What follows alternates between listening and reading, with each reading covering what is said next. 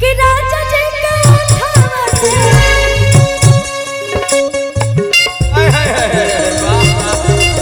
सब लोग सिमर भाई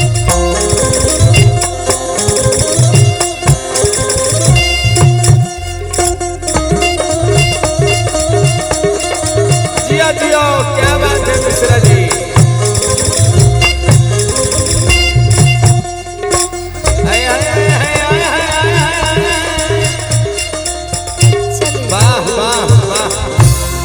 इसी को कहते हैं जब बुलाए लोग तो तुरंत परफॉर्म करना चाहिए। अब रानी जी से मरवाइए खुशी जी। आपने बस भगवान का शुक्र है कि आप गिरी नहीं है ना, लेकिन बहुत अच्छा कोशिश किया, बहुत अच्छा लगा मुझे। चल तू मुर्गी मार के दिखा दे तो हम पूछ जाए कि हाँ अंदर तारा कलाकारी बा का कि तब से तो देखत नहीं बहुत अच्छा कहलू है। तैयार बाड़ू राजा जी के उठावा से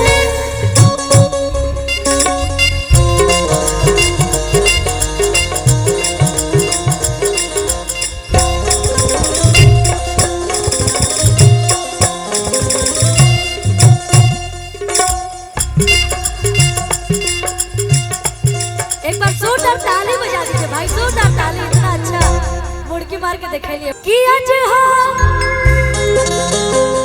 आज पहिला मिलनवा मिलन सजनी के सजनवा आ हमर हाय अंग गुलाब नियन खिलल बा बदनवा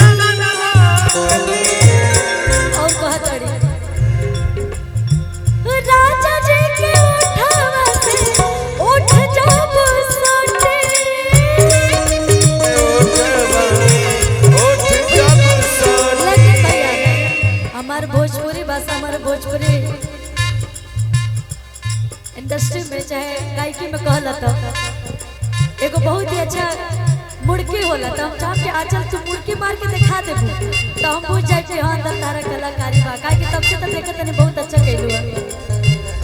तैयार बाड़ू राजा जी के उठावा से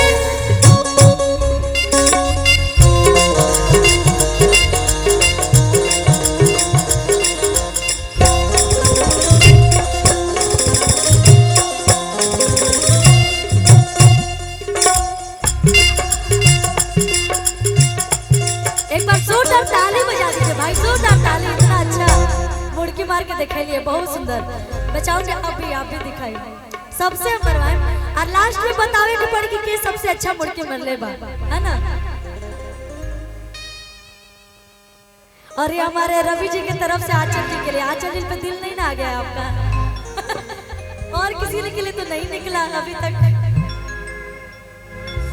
हमारे भाई है रवि जी, एमे हम का ले जब नीचे मान के ले जब का आई कि राजा जी के उठावे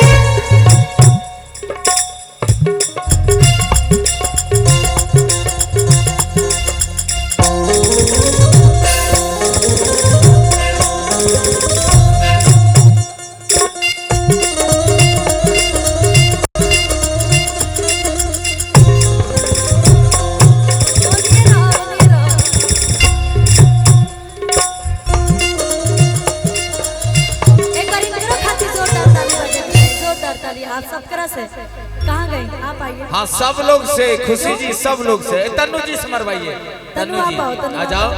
तन्नू मिश्रा से मरवाइए मुर्की। मुर्की ये आपका कला है, हाँ जो आपको मारिए, दिखाना चाहिए जैसा भी हो लेकिन परफॉर्म करना चाहिए। डायरेक्ट ना बोलते भूता ये में बेइज्जती बटे, लेकिन कोशिश करबू तो कल कोशिश कर लगे क्योंकि हार ना हो। मेहनत करने वाले की कभी हार नहीं होती और जो लगातार मेहनत करता है उसका जुगाड़ कभी कमी नहीं होती। चलिए आइए, चल जी हाँ नहीं तन्नू मिश्रा जी। हाँ कि राजा जी के उठावे हाय हाय हाय वाह वाह। हाँ सब लोग से मरवाइए।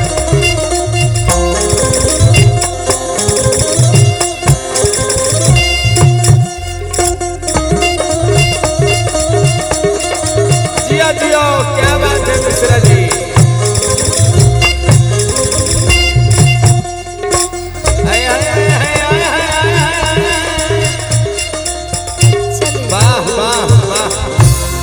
इसी को कहते हैं जब बुलाए लोग तो तुरंत परफॉर्म करना चाहिए। अब रानी जी से मरवाइए, खुशी जी। बड़ी सुंदर तन्नू जी मारी है भैया, थोड़ा सा हमको बोल लेने दीजिए, तारीफ कर लेने दीजिए, उसके बाद ही बोलिएगा। तन्नू सच में बहुत अच्छा मुड़की मारी है। और आप भी आइए, आप भी आइए, कोशिश करो भाई, डायरेक्ट ना बोल दे तो अब तहार बनी। क्यों नहीं आता? ये तो बहुत अच्छी कला है और आना ही चाहिए। नहीं आता है तो सीख लीजिए। कि राजा जी के उठावे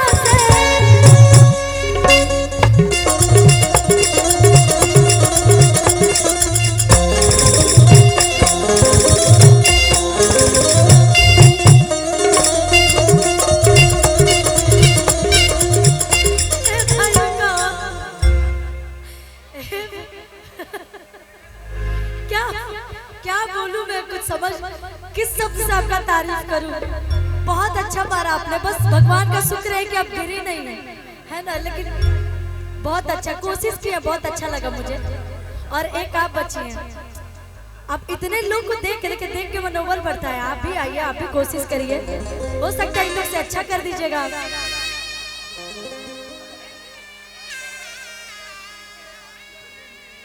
आपका क्या नाम है? अर्पण। अर्पण हर पल हर पल जीवन के साथ भी, जीवन के बाद भी। आवा कि राजा जी के उठावे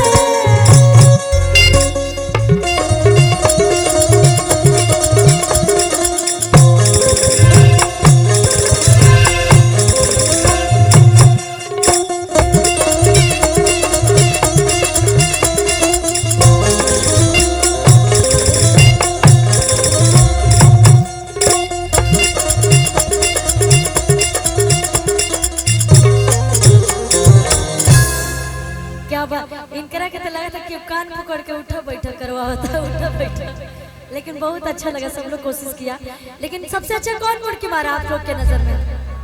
आचल के मरला हो ई सबे अच्छा मारा। लेकिन सबकरा खातिर जोरदार ताली बजा दे, सबकरा खातिर। क्या बात।